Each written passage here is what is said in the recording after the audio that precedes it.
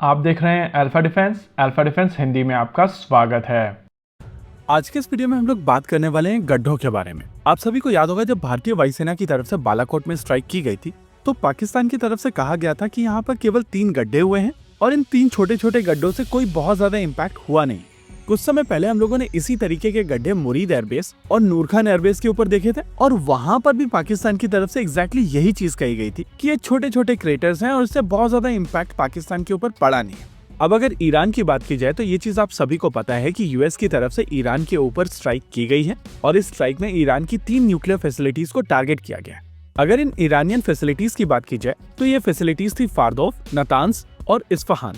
Specifically अगर फारदोव की बात की जाए तो ये फैसिलिटी काफी अंदर डीप बरीड थी और इसराइल की तरफ से जिस तरीके की बॉम्बिंग की जा रही थी उससे इस फैसिलिटी का कुछ नहीं बिगड़ रहा था। ये चीज स्टार्टिंग से मोरलेस क्लियर थी कि इस फैसिलिटी के ऊपर अगर डैमेज क्रिएट करना है तो यूएस के GBU-57 लगेंगे और कल सुबह यूएस एयरफोर्स के B-2 बॉम्बर्स की तरफ से ये GBU-57 लॉन्च कर दिए गए थे। फारदोव फैसिलिटी की सैटेलाइट फोटोग्राफ्स अभी आप अपनी स्क्रीन के ऊपर देख सकते हैं।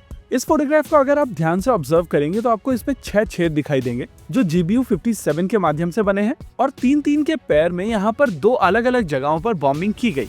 इसके अलावा अगर आप इन होल्स के बीच का डिस्टेंस देखेंगे तो वो भी बहुत ज्यादा नहीं है और ये चीज इंडिकेट करती है कि एक बॉम्ब का इम्पैक्ट दूसरे बॉम्ब के इम्पैक्ट को रीएनफोर्स करने के लिए किया गया है। प्रैक्टिकली जब पहला बॉम्ब गिरा होगा तो यहाँ पर मौजूद स्ट्रक्चर्स रप्चर हो गए होंगे और फिर दूसरा बॉम्ब उसी का फॉलो अप आया है जिससे ऑलरेडी वीक स्ट्रक्चर और आसानी से टूटा होगा और फिर तीसरे बॉम्ब के माध्यम से इस डैमेज को और ज्यादा रीएनफोर्स किया गया है। एक्चुअली जब आप सैटेलाइट से इस एरिया को देखेंगे तो आपको ऊपर से केवल 6 होल्स ही दिखाई देंगे जो 3-3 के पैर में यहाँ पर बनाए गए।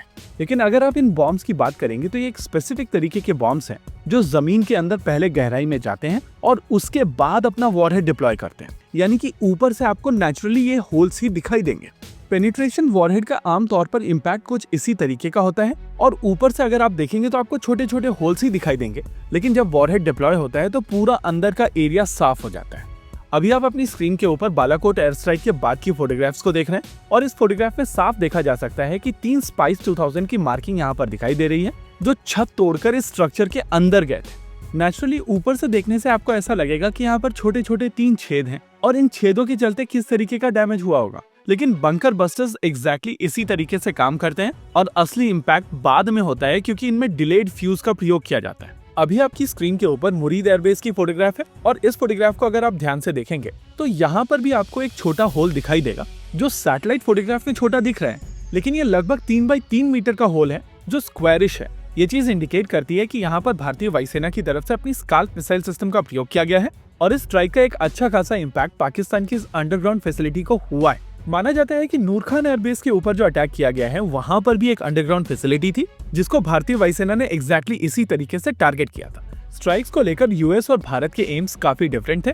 जहां यूएस की तरफ से कोशिश की गई थी कि ईरान के न्यूक्लियर प्रोग्राम को खत्म करना है, वहीं भारत की तरफ से कोशिश की गई थी कि पाकिस्तान को केवल एक नज देना है और समझाना है कि भारत क्या कर सकता है। ये चीज चॉइस ऑफ वेपन सिस्टम के ऊपर भी दिखाई देती है, जहां भारत की तरफ से स्काल्प का प्रयोग किया गया था, वहीं पर यूएस की तरफ से मोआब का प्रयोग किया गया था। GBU-57 मॉब या मोआब एग्जैक्टली इसी तरीके के मिशन के लिए बनाया गया है, लेकिन यहाँ पर पाकिस्तान को यह समझना पड़ेगा कि उनकी न्यूक्लियर फैसिलिटीज ईरान जितनी डीप बरीड नहीं है, यानी कि प्रैक्टिकली भारत की तरफ से अगर वेपन सिस्टम्स का नंबर बढ़ाया जाता और ज्यादा काइनेटिक एनर्जी वाले वेपन सिस्टम्स का प्रयोग किया जाता तो इन फैसिलिटीज को ध्वस्त किया जा सकता था। एनीवेज ये कंपैरिजन जरूरी था क्योंकि बहुत लोगों को ये चीज केवल छोटे छोटे गड्ढे दिखाई देते हैं और इनका इम्पैक्ट समझ नहीं आता है। इसी के साथ आज के इस वीडियो में रखते हैं केवल इतना ही। वीडियो को अंत तक देखने के लिए धन्यवाद। देखते रहिए अल्फा डिफेंस। जय हिंद।